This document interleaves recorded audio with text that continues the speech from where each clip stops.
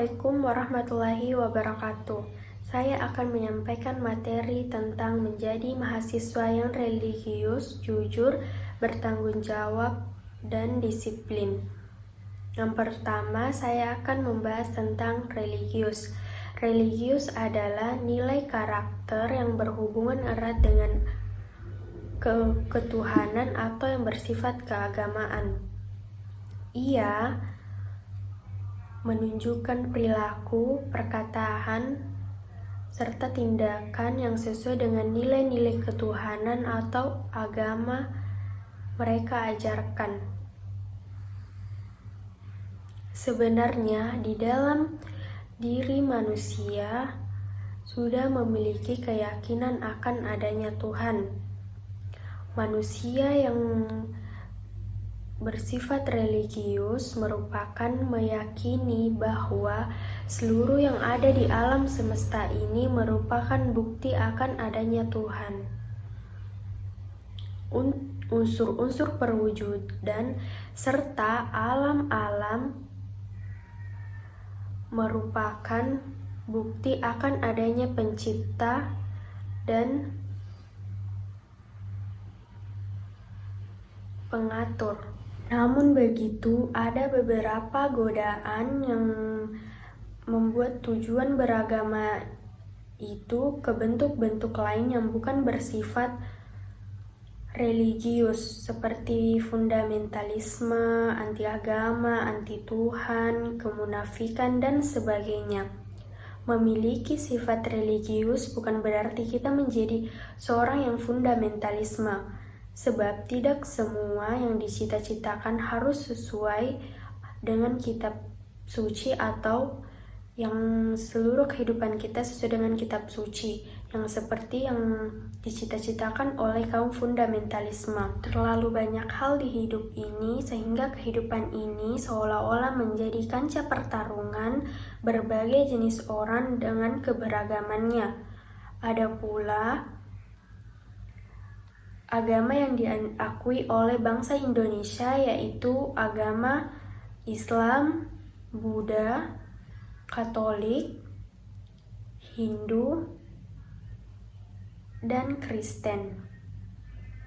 Tetapi belakangan ini Konghucu mulai diakui oleh bangsa Indonesia, tetapi sebagian masyarakat masih menganggap Konghucu bukanlah sebuah agama, melainkan tradisi religiusitas orang Cina atau ras Cina. Adapun 5 unsur yang mengembangkan manusia menjadi religius. Yang pertama, keyakinan agama. Keyakinan agama adalah percaya akan ketuhanan, seperti percaya akan adanya Tuhan, akhirat, kematian, surga, neraka, dan takdir. Keimanan merupakan bagian dari ketaatan kita kepadanya. Walaupun keimanan sebuah ilmu pengetahuan, tetapi keimanan jelas, tidak ragu-ragu. Yang kedua, ibadah. Ibadah adalah cara penyembahan kita kepada Tuhan atau cara pendekatan diri kita kepada Tuhan. Ibadah juga membuat kita menjadi seorang yang memiliki budi pekerti yang baik dan menjauhkan kita ke hal-hal yang perbuatan buruk. Yang ketiga, pengetahuan agama. Pengetahuan agama ini bersifat tentang ajaran agama yang diajarkan oleh agama kita seperti sembahyang, zakat, zikir, dan lain-lain. Yang keempat, pengalaman ibadah atau pengalaman agama. Pengalaman agama ini bersifat tentang bagaimana seseorang yang beragama atau bagaimana keadaan seseorang yang beragama, seperti senang, bahagia, taat, terhindar dari hal-hal buruk.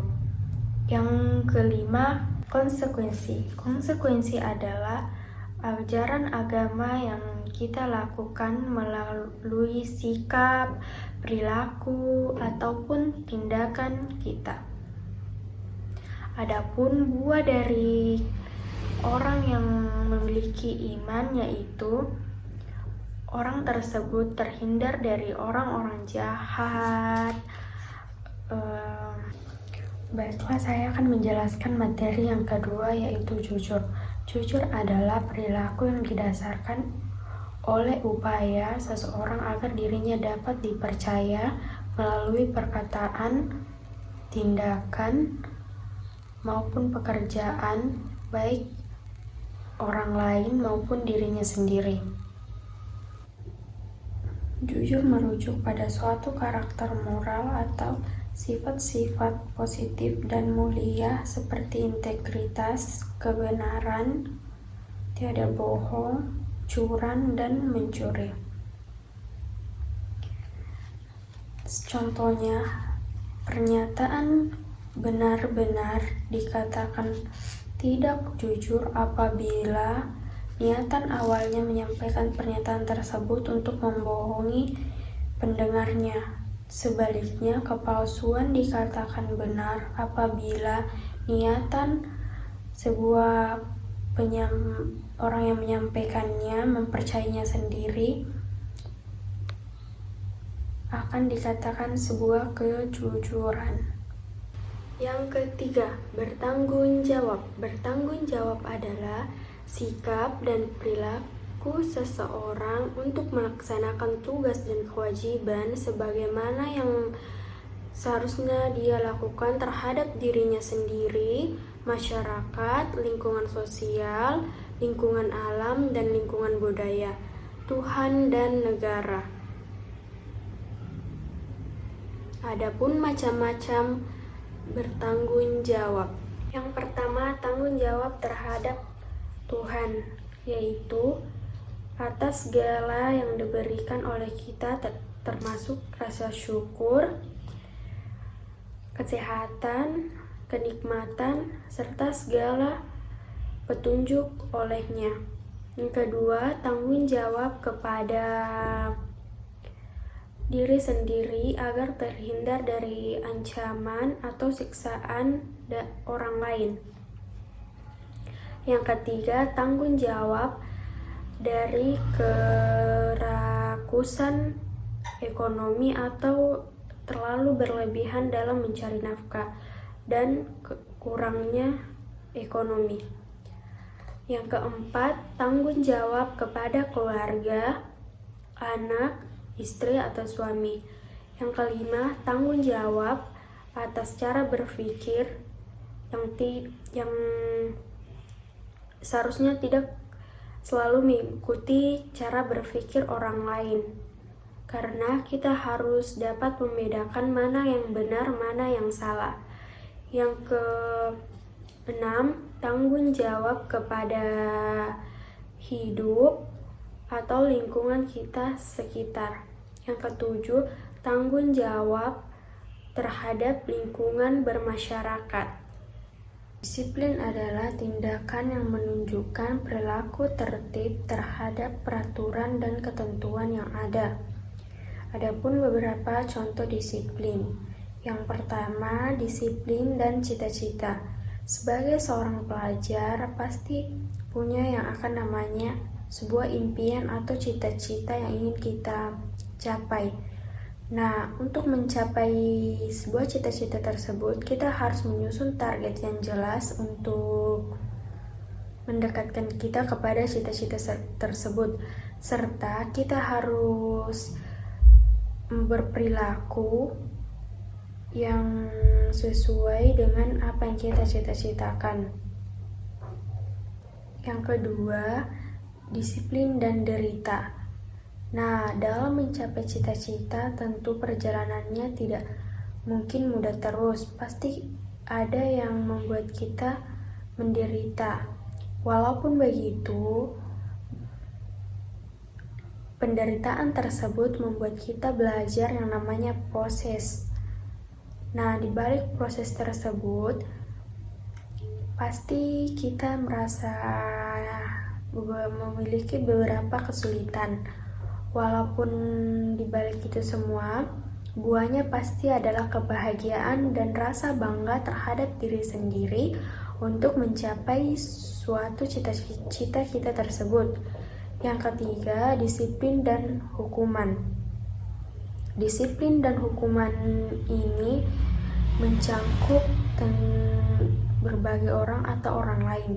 Contohnya, ketika kita melanggar sebuah hukum, kita harus terima konsekuensi yang akan kita dapatkan atas pelanggaran kita tersebut, walaupun kita tidak menyukainya, tetapi itu harus kita lakukan karena konsekuensi dari akibat pelanggaran tersebut.